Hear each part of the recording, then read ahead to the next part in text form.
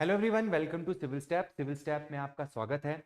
तो आज हम देखेंगे कि जो पंजाब पीसीएस में इंटरनेशनल रिलेशंस आएगा आपके मेंस के एग्जाम में, उसको आप किस तरीके से इंप्रूव कर सकते हो, अपना स्कोर किस तरीके से इंप्रूव कर सकते हो, और यहाँ पे पूरा आपको डिकोड किया जाएगा कि किस तरीके से आप अपने मार्क्स बढ़ा सकते हो। तो चलिए बिना किसी देरी के आज की वीडियो स्टार्ट करते हैं। देखो, सबसे पहले जो चीज आपको पता होनी चाहिए कि आप इस एग्जाम को अप्रोच कैसे करोगे। मेंस को स्पेसिफिकली आपको यहां पे पता होना चाहिए सबसे पहले सिलेबस। जो आपकी गाइडिंग लाइट है वो दो चीजें होंगी, एक होगा सिलेबस और दूसरा होगा प्रीवियस ईयर क्वेश्चन।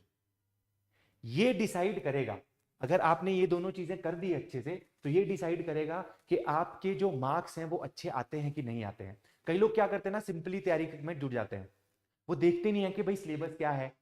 तो ऑब्वियसली अगर आप किसी लड़ाई में जा रहे हो तो यू शुड नो कि आपके एनिमीज की स्ट्रेंथ क्या है, वीकनेसेस क्या है।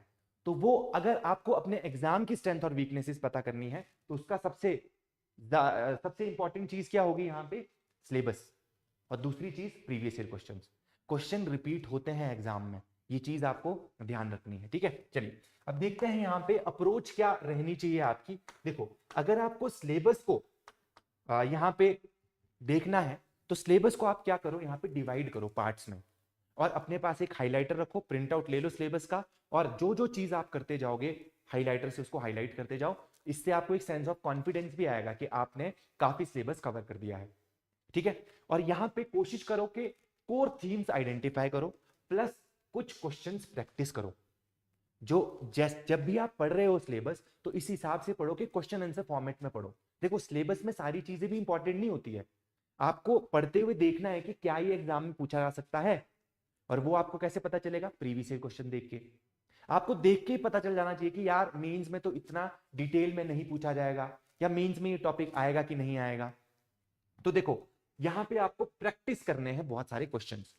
तो देखो, अगर आपको प्रैक्टिस करने हैं क्वेश्चन, तो हमारा यहाँ पे एक कोर्स भी है जिसको आप बाय कर सकते हो, मेंस क्रैश कोर्स है। यहाँ पे आपको क्वेश्चंस भी कराए जाएंगे, आंसर राइटिंग भी सिखाई जाएगी। ठीक है, चलो। तो दूसरी चीज यहाँ पे रहती है प्रीवियस ईयर क्वेश्चन।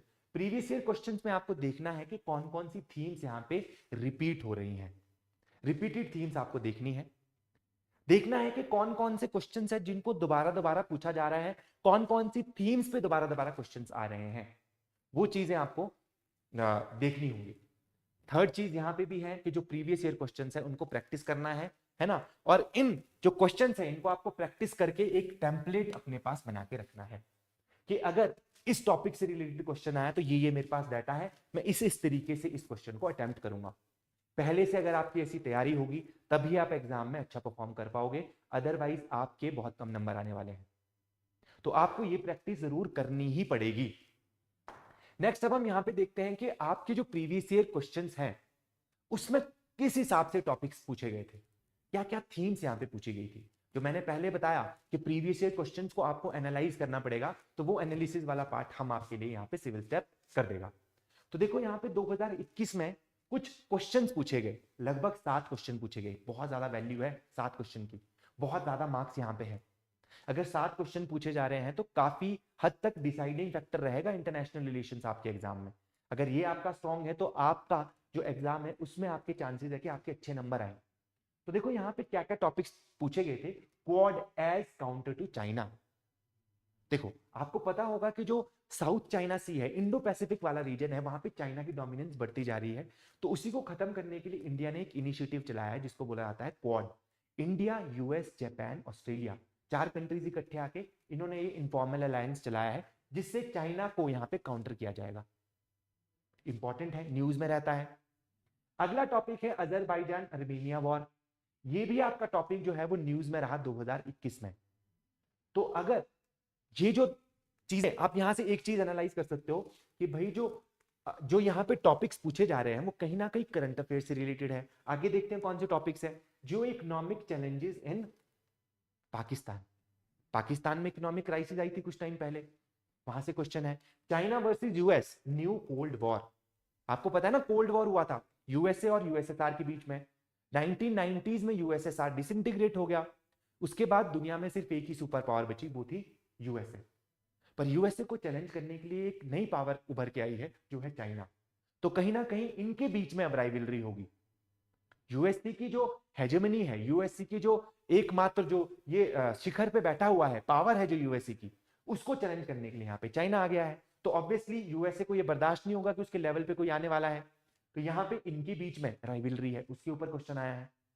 आपको याद होगा 4 साल पहले यहाँ पे कुछ फार्म लॉज आए थे पंजाब में, काफी ज्यादा प्रोटेस्ट हुआ था उससे रिलेटेड।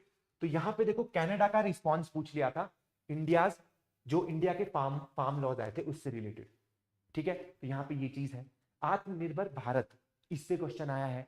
चाइना सप्लाई चेन्स, देखो यहाँ पे कोविड-19 जब आया तो यहाँ पे देखा गया कि इंडिया अभी भी बहुत सारी चीजों पे चाइना पे डिपेंडेंट है। फॉर एग्जांपल फार्मास्यूटिकल के लिए जो हमारे एक्टिव फार्मास्यूटिकल इंग्रेडिएंट्स है, एपीआईज है, वो 70% हम अभी भी चाइना से क्या कर रहे हैं, इंपोर्ट कर रहे हैं। हमारे इलेक्ट्रॉनिक्स पे हम हैवीली डिपेंडेंट है चाइना पे, बहुत सारी चीजें हैं। तो ये देखो करंट अफेयर्स में चीजें थी, तो इसीलिए आपके एग्जाम में पूछेगी। अब देखो ओवर डिपेंडेंस को खत्म करने के लिए हमको क्या करना है, आत्मनिर्भर बनना है। तो आत्मनिर्भर भारत इनिशिएटिव उसी टाइम पे न्यूज में था, ये पूछा गया। डब्ल्यूएचओ मैंडेट एंड कोविड-19 जो है उससे रिलेटेड यहाँ पे क्या आया है, क्वेश्चन आया है। डब्ल्यूएचओ की मैंडेट, स्पेसिफिकली ये जो बॉडीज हैं आपकी ग्लोबल बॉडीज, इसकी आपको मैंडेट भी पूछी गई होती है, आपके सिलेबस में स्पेसिफिकली मेंशन्ड है। तो आपको ये चीजों के बारे में क्या होना चाहिए, पता होना चाहिए। बिकॉज उस टाइम पे ये करंट अफेयर्स में थे, कोविड-19 उस टाइम पे करंट अफेयर में है, पीक पे है अपना 2020-21 में। ठीक है, तो कहीं ना कहीं करंट अफेयर्स की यहाँ पे थोड़ी वैल्यू ज्यादा रहेगी। अगला अगर 2015 की मैं बात करूं तो यहाँ पे India policy toward Pakistan and Nepal, specifically आपके सिलेबस में मेंशन्ड है पाकिस्तान और नेपाल। तो आपको ऑब्वियसली इनके साथ रिलेशंस पता होने चाहिए, ऑब्वियसली पता होना चाहिए कि इंडिया की फॉरेन पॉलिसी क्या है। 2015 है, 2015 से पहले 2014 में मोदी जी इलेक्शन जीतते हैं। इसके बाद मोदी बहुत ज्यादा विजिट करते हैं अलग अलग कंट्रीज की। ठीक है, बहुत बहुत कंट्रीज की यहाँ पे विजिट की जाती है मोदी जी के द्वारा। तो यहाँ पे मोदी की फॉरेन पॉलिसी पूछ ली गई, समझ रहे हो। यहाँ पे अगला है non state actors. Non state actors में आते हैं आपके terrorist groups, Hezbollah, Hizbul Mujahideen, Houthi rebels, ये जो है आपके नॉन स्टेट एक्टर्स में आते हैं और कहीं ना कहीं इन्फ्लुएंस करते हैं इंटरनेशनल पॉलिटिक्स को, है ना, इंटरनेशनल रिलेशंस में कहीं ना कहीं ये बाधा डालते हैं।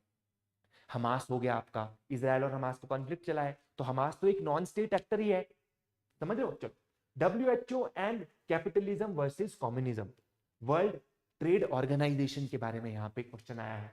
डिफेंस प्रोक्योरमेंट के बारे में क्वेश्चन आया है कि भाई इंडिया जो है हैविली रिलायंट है रशिया पे, बट धीरे धीरे जो इंडिया है डाइवर्सिफिकेशन कर रहा है डिफेंस प्रोक्योरमेंट में, अलग अलग कंट्री से, इजराइल से कुछ चीजें मंगा रहा है, कुछ चीजें फ्रांस से मंगा रहा है।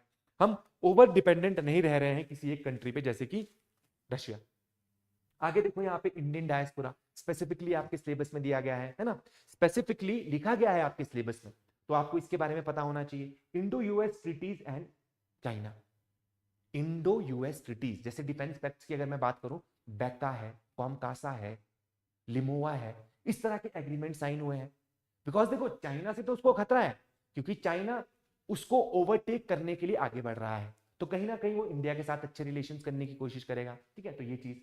Act east and north east, जो इंडिया का नॉर्थ ईस्ट है इतना ज्यादा डेवलप नहीं है, तो इंडिया की एक पॉलिसी है जो मोदी जी के टाइम पे आई थी, जिसको बोला जाता है एक्ट ईस्ट पॉलिसी, जिसके तहत हम जो साउथ ईस्ट एशियन कंट्रीज हैं उनके साथ अपने रिलेशंस अच्छे करने की कोशिश कर रहे हैं। और उससे क्या फायदा होगा, हमारा नॉर्थ ईस्ट भी डेवलप होगा। तो देखो यहाँ पे ये टॉपिक्स हैं जो आपके 2015 में आए थे, तो कहीं ना कहीं आपको देखना होगा कि सिलेबस भी है प्लस करंट अफेयर्स भी है जहां से क्वेश्चंस आ रहे हैं, है ना। चलिए नेक्स्ट अगर देखेंगे 2014 की अगर मैं बात करूं, तो यहाँ पे चाइनीज फाइनेंस मिनिस्टर की विजिट हुई थी, तो उससे रिलेटेड क्वेश्चन पूछ लिया गया। ब्रिक्स रीजनल ऑर्गेनाइजेशन है, स्पेसिफिकली मेंशन्ड है सिलेबस में कि रीजनल ऑर्गेनाइजेशंस आपको पढ़नी है, उसमें से बहुत इंपॉर्टेंट है ब्रिक्स, इस पे क्वेश्चन आ गया। Climate change, obviously climate change तो हो ही रहा है, तो उसकी जो डिबेट्स है उसके ऊपर क्वेश्चन आ गया था। यूनाइटेड नेशन जो है वो आज की डेट में 1945 का जो वर्ल्ड ऑर्डर था उसको रिप्रेजेंट कर रहा है। वेस्टर्न कंट्रीज की डोमिनेंस अभी भी है, बहुत सारी कंट्रीज हैं, बहुत सारे कॉन्टिनेंट्स हैं, जैसे कि अफ्रीका की रिप्रेजेंटेशन ही नहीं है सिक्योरिटी काउंसिल में परमानेंट सीट्स में। तो कहीं ना कहीं यूनाइटेड नेशंस में रिफॉर्म की जरूरत है, और जो G4 नेशंस हैं जो रिफॉर्म्स की बात कर रहे हैं उनके बारे में आपको पता होना चाहिए। नॉन अलाइनमेंट, देखो वर्ल्ड में दो पोल्स थे, यूएसए और यूएसएसआर, जब कोल्ड वॉर चला हुआ था, कुछ कंट्रीज ऐसी थी जो इनकी तरफ नहीं रहना चाहती थी, ना वो यूएसएसआर के साथ जुड़ना चाहती थी, ना वो यूएसए के साथ जुड़ना चाहती थी। वो रहना चाहती थी नॉन अलाइंड, ना किसी की तरफ को अलाइन नहीं होना है, नॉन अलाइंड रहना है। इंडिया ने भी उसमें एक इंपॉर्टेंट रोल प्ले करा था। और देखो नॉन अलाइनमेंट, ये क्वेश्चन आ गया एग्जाम में, नॉन अलाइनमेंट की आज की डेट में रेलेवेंस क्या है, क्या ये प्रिंसिपल आज भी एप्लीकेबल है, इस चीज पे क्वेश्चन आ गया। इंडिया का डायस्पोरा, ये मैंने आपको पहले बताया है ना, यूएस में जो इंडिया का डायस्पोरा रहता है, इराक क्राइसिस पे क्वेश्चन आया, इंडिया बांग्लादेश प्रॉब्लम्स पे क्वेश्चन आया। तो कहीं ना कहीं जो सिलेबस है प्लस जो करंट अफेयर्स में न्यूज चली है उसके ऊपर क्वेश्चन यहाँ पे आ रहे हैं। तो आपको क्या सिग्नल मिलता है यहाँ से कि आपको प्रेपरेशन इस हिसाब से करनी है कि जो करंट अफेयर्स में होगा, स्पेसिफिकली 2025-2024 में जो चीजें हुई हैं, हालांकि 2023 के मिड तक भी आपको जाना पड़ेगा, सर्च करो नेट पे कि कौन कौन सी इंपॉर्टेंट इंटरनेशनल इवेंट्स हुए हैं इन 2-2.5 सालों में, बिकॉज आपका एग्जाम बहुत टाइम बाद आया है। आप यहाँ पे थोड़ी भी नेग्लिजेंस बर्दाश्त नहीं कर सकते, है ना, आपकी सावधानी हटेगी और दुर्घटना घट जाएगी एग्जाम में। मान लो 2 साल पहले का करंट अफेयर पूछ लिया, आप वहां पे प्रोटेस्ट तो कर नहीं पाओगे, है ना। तो आपको यहाँ पे क्या करना पड़ेगा कि 1-2-2.5 साल में जो जो इंपॉर्टेंट चीजें हुई हैं, स्पेसिफिकली 2025 में सबसे पहले देखना, फिर उसके बाद 2024 का भी देख लेना, क्या पता वहां से भी क्वेश्चन आ जाए। ठीक है, चलिए। तो ये यहाँ पे कुछ टॉपिक्स हैं, और यहाँ पे देखो इन प्रीवियस ईयर को एनालाइज करके हमने एक चीज हम एक यहाँ पे निष्कर्ष पे आए हैं, एक कंक्लूजन पे आए हैं कि भाई जो आपके मैक्सिमम टॉपिक्स हैं वो करंट अफेयर से पूछे जा रहे हैं। तो करंट अफेयर्स में जो इंपॉर्टेंट चीजें हैं, यहाँ पे हमने कुछ थीम्स आइडेंटिफाई करी हैं जिनसे क्वेश्चन की प्रोबेबिलिटी ज्यादा है कि जो पूछे जा सकते हैं। फॉर एग्जाम्पल सबसे पहला है India Pakistan and south Asia security. यहां पे देखो इंडिया पाकिस्तान के बीच में कॉन्फ्लिक्ट हुआ, ऑपरेशन सिंदूर, पहलगाम अटैक, ये चीज, cease fire mechanism, confidence building measures क्या है, टेररिज्म का रोल क्या है बायलैटरल रिलेशंस में, cross border terrorism, Indus water treaty, very important, Indus water treaty suspended है अभी, इंडिया ने जो इस ट्रीटी को सस्पेंड कर दिया है ना, तो ये चीज आपको ध्यान रखनी है। इसके बाद देखो सार्क, सार्क जो है ऑर्गेनाइजेशन, वो भी एक इंपॉर्टेंट ऑर्गेनाइजेशन है ना। पर देखो इंडिया ने इस ऑर्गेनाइजेशन को बॉयकॉट कर दिया है। क्यों बॉयकॉट किया है? बॉयकॉट इसलिए किया है बिकॉज यहां पे जो पाकिस्तान है वो इसकी एक्टिविटीज को डिसरप्ट करता है। यहां पे बार बार कश्मीर का मुद्दा उठा के ये जो बाकी चीजें जो इंपॉर्टेंट काम करने चाहिए वो नहीं कर पाता है इंडिया, तो इसीलिए इंडिया ने इसको बॉयकॉट कर दिया है। और अब एक नई बॉडी बिम्स्टेक की तरफ आगे बढ़ा है ना। तो अब बिम्स्टेक को ज्यादा वैल्यू देता है India as an alternative to SAARC. ठीक है, चलिए नेक्स्ट टॉपिक जो है वो है आपका global power politics strategic partnership से रिलेटेड, यूएस चाइना की स्ट्रेटेजिक राइवलरी, ये भी आपको आ सकता है question. Indo Pacific strategy, India की क्या स्ट्रेटेजी है इंडो पैसिफिक से रिलेटेड, क्वाड के बारे में आपको पता होना चाहिए, एक्ट ईस्ट पॉलिसी के बारे में आपको पता होना चाहिए। ठीक है, तो ये सारी चीजें देखो, क्वाड यहाँ पे है, ग्लोबल सप्लाई चेन्स, जियो पॉलिटिक्स, हमास का लड़ाई हुई इजराइल से, रशिया यूक्रेन वॉर चल रहा है जिससे कि पूरे दुनिया की सप्लाई चेन डिसरप्ट हो रही है ना, तो यहाँ पे ये प्रॉब्लम है। ग्लोबल सप्लाई चेन के बारे में आपको पता होना चाहिए। ब्रिक्स देखो अभी रिसेंटली क्या हुई, एक्सपैंड हुई है, ब्रिक्स की मेंबरशिप बढ़ी है, उसके बारे में आपको पता होना चाहिए। इंडिया का रोल एक अल्टरनेटिव ग्लोबल गवर्नेंस मॉडल जो है उसमें, जैसे कि इंडिया जो है ग्लोबल साउथ का लीडर बनना चाह रहा है, उसमें ये चीजें आपको पता होनी चाहिए। चाइना का जो बेल्ट एंड रोड इनिशिएटिव है, बहुत टाइम से न्यूज में है, 2013 में ये स्टार्ट किया गया था चाइना के द्वारा, बहुत सारे रोड्स बनाए जा रहे हैं, प्रोजेक्ट्स बनाए जा रहे हैं इसके अंतर्गत। यहां तक कि एक प्रोजेक्ट आपका पाकिस्तान में भी है, चाइना पाकिस्तान इकोनॉमिक कॉरिडोर, वो भी आपको पता होना चाहिए। Strategic and debt implications of BRI, देखो जो चाइना है ना वो क्या करता है ना, दूसरी कंट्री को लोन देता है बीआरआई इनिशिएटिव के अंतर्गत। फॉर एग्जांपल अगर हम बात करें श्रीलंका की, तो श्रीलंका को भी यहाँ पे बहुत ज्यादा लोन दे दिया गया था। उस लोन देने की वजह से श्रीलंका इतने लोन में आ गया कि उसको उस लोन को चुकाने के लिए किसी और से लोन लेना पड़ा। इसको बोला जाता है डेट ट्रैप। आप फंसा देते हो किसी को डेट में, कि आपके लोन को रिपे करने के लिए उसको कहीं और से लोन लेना पड़ता है। तो एट द एंड क्या यहाँ पे सेटलमेंट हुई कि भाई हम आपको लोन वापस तो कर नहीं पा रहे, श्रीलंका ने बोला आप हमारा एक पोर्ट ही ले लो। और इस तरीके से इंडियन ओशियन में जो श्रीलंका है उसका एक पोर्ट जिसका नाम हम्बनतोता पोर्ट है, वो पोर्ट चला गया आपके चाइना के हाथ में 99 ईयर की लीज पे। अब वहां पे चाइना उसको अपने हिसाब से गवर्न करेगा, ठीक है। तो ये सारी चीजें जो आपको पता होनी चाहिए, एक्सपेक्टेड थीम्स है। और देखा जाए अगर मल्टीलैटरलिज्म एंड ग्लोबल गवर्नेंस, इसमें देखा जाए तो United nation security council reform, UNSC, United nation security council में रिफॉर्म की जरूरत है। G4 कंट्रीज हैं जो रिफॉर्म्स की बात कर रही हैं, और इन रिफॉर्म्स को चैलेंजेस क्या है। देखो यहाँ पे जो यूनाइटेड नेशन सिक्योरिटी काउंसिल है उसमें 5 परमानेंट मेंबर्स हैं और उनके पास कुछ एक्स्ट्राऑर्डिनरी पावर है। फॉर एग्जांपल एक पावर है कि कौन यूनाइटेड नेशन सिक्योरिटी काउंसिल का मेंबर बनेगा, उसके लिए भी उन परमानेंट 5 से पूछना पड़ता है। उनमें से किसी एक ने मना कर दी तो डिसीजन नहीं लिया जाता है, ठीक है। अब यहाँ पे और एक और पावर है ना, वही पावर वीटो पावर इसको बोला जाता है, कि किसी एक ने भी मना कर दिया तो डिसीजन नहीं लिया जाएगा। तो इस वीटो पावर को भी चेंज करने की यहाँ पे बात होती है। परमानेंट जो सीट्स हैं उनको बढ़ाने की यहाँ पे बात होती है, कुछ रिफॉर्म्स की बात होती है। वर्ल्ड ट्रेड ऑर्गेनाइजेशन के बारे में आपको पता होना चाहिए। Post pandemic trade protectionism, Covid 19 के बाद बहुत सारी कंट्री ने अपनी डोमेस्टिक इंडस्ट्रीज को बचाने के लिए यहाँ पे टैरिफ्स बढ़ा दिए हैं दूसरी कंट्रीज पे, प्रोटेक्शनिज्म की पॉलिसी अपना ली है। Non proliferation treaty, nuclear weapons को ज्यादा नहीं बढ़ने देना है, प्रोलिफरेट नहीं होने देना है, उसके लिए ट्रीटी साइन करी गई थी। ईरान न्यूक्लियर इशू, ईरान एक कंट्री है, ईरान क्या करता है कि ईरान हिजबुल्ला इसको सपोर्ट करने का काम करता है, हमास को सपोर्ट इसके द्वारा किया जा रहा है, उसके पास जो भी हथियार पहुंच रहे हैं इसके थ्रू पहुंच रहे हैं। तो वेस्टर्न कंट्रीज नहीं चाहती हैं कि जो ईरान है वो न्यूक्लियर वेपन बनाए, और माइंड इट ईरान बहुत क्लोज पहुंच चुका है न्यूक्लियर वेपन बनाने के। तो ये सारी चीजें जो जियोपॉलिटिक्स में चल रही हैं ये आपको पता होनी चाहिए। क्लाइमेट चेंज है ना, डिप्लोमेसी के बारे में आपको पता होना चाहिए, COP30 के बाद जो चीजें हो रही हैं। क्लाइमेट फाइनेंस, पैसा कहां से आएगा क्लाइमेट चेंज को रोकने के लिए, ये सारी चीजें। इसके बाद global institution and Indian diplomacy की अगर बात की जाए तो WHO रिफॉर्म्स, कोविड 19 में WHO का बहुत बेकार परफॉर्मेंस देखा गया, तो इसीलिए यहाँ पे भी रिफॉर्म्स की जरूरत है। ग्लोबल हेल्थ गवर्नेंस, ये भी एक इंपॉर्टेंट टॉपिक है कि भाई अगर कोविड 19 की तरह कुछ और इन फ्यूचर आता है तो पूरा वर्ल्ड इससे कैसे डील करेगा। इंडिया का G20 में रोल क्या है, बिमस्टेक क्या है, क्वाड क्या है, ये सारी चीजें आपको पता होनी चाहिए। इंडियन डायस्पोरा और सॉफ्ट पावर इंडिया की, ये सारी चीजें भी एक्सपेक्टेड थीम्स में है, यहां से आप स्क्रीनशॉट भी ले सकते हो।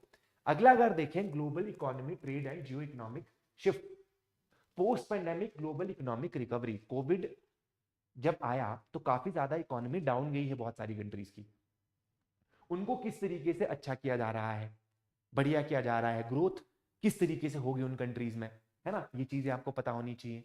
Inflation and global growth challenges, trade negotiations, supply chain D risking strategies, कि किस तरीके से सप्लाई चेन्स को में जो रिस्क आ रहा है ड्यू टू जियोपॉलिटिकल चेंजेस, जैसे कि आपके यहाँ पे Hamas Israel war, Russia Ukraine war, इसको कैसे डी रिस्क किया जाए, इंडिया आत्मनिर्भर कैसे बने, ठीक है। जियो economics in foreign policy, green hydrogen की आज की डेट में बहुत बात होती है, रिन्यूएबल एनर्जी की बहुत बात हो रही है, बिकॉज हम फॉसिल फ्यूल्स को छोड़ के रिन्यूएबल एनर्जी की तरफ अब जाना चाह रहे हैं, एनर्जी ट्रांजिशन यहाँ पे हो रहा है। इसके बाद डिफेंस एंड सिक्योरिटी कोलैबोरेशन की बात करें तो चेंजिंग नेचर ऑफ वॉरफेयर, अभी आपने ऑपरेशन सिंदूर में देखा होगा ड्रोन्स का यूज बहुत ज्यादा होने लग गया है, कामाकाजी ड्रोन्स जिनको बोला जाता है। रशिया यूक्रेन वॉर में यहाँ पे देखेंगे सुसाइड ड्रोन्स, ड्रोन्स आएंगे जाएंगे इंस्टॉलमेंट के पास जाएंगे, वहां पे जो भी आपके जो क्रिटिकल इंफ्रास्ट्रक्चर होगा उसके पास आके ब्लास्ट हो जाएंगे, ना जान का नुकसान ना माल का नुकसान, सीधे सीधे आपका छोटा सा ड्रोन है, छोटी सी कॉस्ट है उसकी, वो खत्म हो जाएगा ऑब्वियसली, पर ऑब्जेक्टिव तो बड़ा अचीव कर लिया ना। तो वॉरफेयर चेंज हो रहा है, उसके बारे में आपको पता होना चाहिए। आर्टिफिशियल इंटेलिजेंस का डिफेंस में किस तरीके से रोल हो सकता है, ये भी इंपॉर्टेंट है। साइबर वॉरफेयर, साइबर सिक्योरिटी, इनसे रिलेटेड यहाँ पे क्वेश्चन आ सकते हैं। ड्रोन, अनआर्म्ड जो यहाँ पे आपका वॉरफेयर हो गया, स्पेस सिक्योरिटी, ये यहाँ पे पूछा जा सकता है कि जो आपकी सैटेलाइट्स हैं उनको आप कैसे सिक्योर करोगे, है ना, यहाँ पे ये चीज है। Defence procurement reforms in India, ठीक है। इसके बाद आपका यहाँ पे है काउंटर टेररिज्म स्ट्रेटेजीज, ये सारी चीजें आपको पता होनी चाहिए, क्रॉस बॉर्डर टेररिज्म, ये सब चीजें, ठीक है। चलिए नेक्स्ट अगर हम बात करें technology, AI and cyber governance में, तो global governance of artificial intelligence, AI ethics regulation, international cooperation on emergency technologies, sorry emerging technology, cyber security safety framework, digital sovereignty, ये सारे क्वेश्चंस हैं भाई जो आपके एग्जाम में पूछे जा सकते हैं। तो दीज आर द थिंग्स, यहाँ से चांसेस हैं कि ज्यादा क्वेश्चन आपके एग्जाम में आए, और मैक्सिमम आप देखना एग्जाम में आपको यहीं से क्वेश्चन देखने को मिलेंगे। पर आपका काम अभी रहता है कि आपको और भी टॉपिक सर्च करने हैं जिनकी प्रोबेबिलिटी ज्यादा है एग्जाम में आने की। मैक्सिमम तो हमने यहाँ पे कवर कर दिया है, बट आप फिर से थोड़े बहुत सर्च कर लेना, ठीक है। चलिए, तो देखो, जाने से पहले मैं आपको यहाँ पे एक चीज बताऊंगा कि अगर तो आपका सिलेबस कवर हो चुका है, वेल एंड गुड। अगर नहीं हुआ है तो आप हमारा मेंस क्रैश कोर्स ले सकते हो। 22 दिसंबर 2025 से स्टार्ट हो चुका है। बट देखो यहाँ पे जो हमारे जो ऐप है उसमें रिकॉर्डेड लेक्चर्स भी अवेलेबल है। तो जितने भी अभी तक लेक्चर्स हुए हैं वो रिकॉर्डेड फॉर्म में है, आप उनको भी लगा सकते हो। और यहाँ पे आपको मटेरियल भी दिया जाएगा सिलेबस वाइज प्रॉपर, आपको कोई भी टेंशन लेने की जरूरत नहीं है। आपको प्रॉपर नोट्स यहाँ पे प्रोवाइड किए जाएंगे, सिलेबस वाइज हमने उसको अरेंज किया हुआ है। और यहाँ पे जिनके चांसेस ज्यादा है आने के एग्जाम में, उन क्वेश्चंस पे भी ज्यादा फोकस किया गया है, उन एरियाज पे ज्यादा फोकस किया गया है। तो अगर आपको ये ज्वाइन करना है तो आप मेंस क्रैश कोर्स ज्वाइन कर सकते हो, अगर आपकी तैयारी अभी उतनी अच्छी नहीं है। अगर आपकी तैयारी बहुत अच्छी हो चुकी है, आपने सब कुछ पढ़ लिया है, तो ऑब्वियसली आपको टेस्ट की जरूरत है। आपको टेस्ट आपको जरूर करना पड़ेगा अपने आप को। तो उसके लिए हमारी जो मेंस टेस्ट सीरीज है, जो कि 4 जनवरी 2026 से स्टार्ट हो गई है, उसमें आप एनरोल कर सकते हो, है ना।